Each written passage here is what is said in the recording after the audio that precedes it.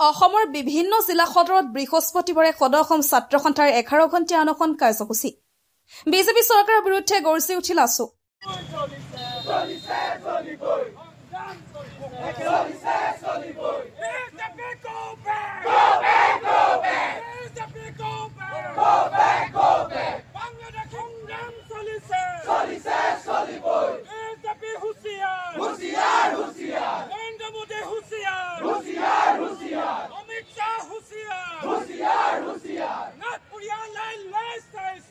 অসমৰ পৰা অবৈধ বাংলাদেশী মৌলবাদীক উৎখাত আৰু অসম চুক্তি ৰূপায়ণৰে অবৈধ বিদেশী প্ৰবচন সমস্যা সমাধানৰ দাবীত 11 ঘণ্টীয়া অনশন কাৰ্যসূচী সদৌ যোৰহাট জিলা ছাত্ৰ সন্থাৰ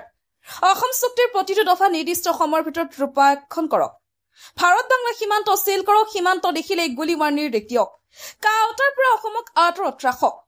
অসম চুক্তিৰ 6 দফাৰ আধাৰত বিপ্লৱ কুমাৰ শৰ্মা সমিতিৰ সকলো পৰামৰ্শ ক্ষিপ্ৰতাৰে ৰূপায়ণ কৰক দাবীৰে যোৰহাট জিলা আয়ুক্ত কাৰ্যালয়ৰ সন্মুখত এই অনশন কাৰ্যসূচী সদৌ যোৰহাট জিলা ছাত্ৰ সন্থাৰ ছাত্ৰ সন্থাৰ আহ্বানত আজি সমগ্ৰ অসমতে প্ৰত্যেকখন জিলাৰ সদৰত প্ৰতিবাদী কাৰ্যসূচী গ্ৰহণ কৰা হৈছে আৰু প্ৰতিবাদী কাৰ্যসূচী গ্ৰহণ কৰাৰ উদ্দেশ্য হৈছে অসমৰ পৰা অবৈধ বিদেশী আৰু অবৈধ মৌলবাদী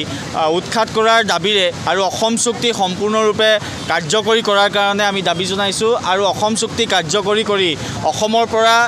বিদেশী সম্পূৰ্ণৰূপে বিতৰণ কৰিব লাগে অবৈধ বিদেশী বিতৰণ কৰিব লাগে আমি দাবী জনাইছোঁ সমান্তৰালকৈ ভাৰত বাংলাদেশৰ সীমান্ত সম্পূৰ্ণৰূপে সিল কৰাৰ আমি দাবী জনাইছোঁ বাংলাদেশ আৰু ভাৰতৰ সীমান্তত যিসকল বিদেশী অনুপ্ৰৱেশকাৰী আছে যিসকলক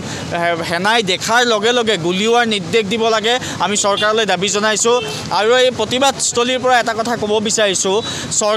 বৰ্তমানৰ চৰকাৰখনে উচ্ছেদৰ নামত বৰ্তমানৰ মুখ্যমন্ত্ৰীগৰাকীয়ে নিজকে গোপীনাথ বৰদলৈ দেৱৰ লগত তেখেতৰ নিচিনা ব্যক্তিৰ লগত নিজকে তুলনা কৰিবলৈ গৈছে আৰু কিন্তু আন এফালে অবৈধ অমুছলমান অনুপ্ৰৱেশকাৰী বা শৰণাৰ্থীক অসমত স্থাপন দিবৰ কাৰণে তেওঁলোকে ৰঙা দলিচা পাৰিছে এইটো কোনো কাৰণত গ্ৰহণযোগ্য নহয় বিদেশীত কোনো ধৰ্মৰ আধাৰত বিদেশীক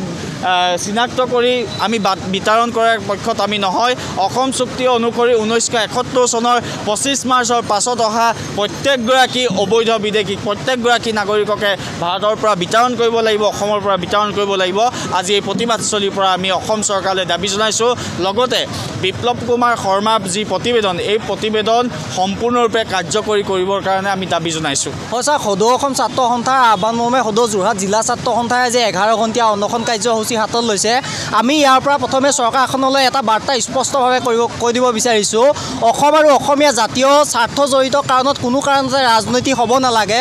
অসমখনত কেউটা দলে শাসন চলাই গ'ল কিন্তু প্ৰতিটো দলে এটা দলে যদি হিন্দু বাংলাদেশী এটা দলে